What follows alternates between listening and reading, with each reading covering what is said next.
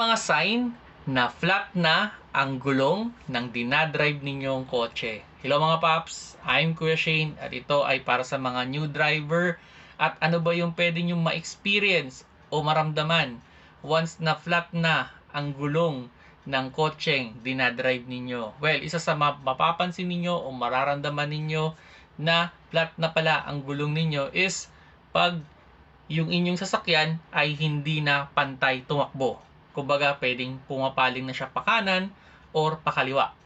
Okay? Kumbaga, yan na yung isa sa mga early sign. Parang hindi na siya pantay. Then, number 2 is meron na kayong maririnig na parang tunog gulong. Yung plak, plak, plak, parang gumagano yung tunog. Or, pwede rin namang nagbabibrate na yung isang side ng inyong sasakyan.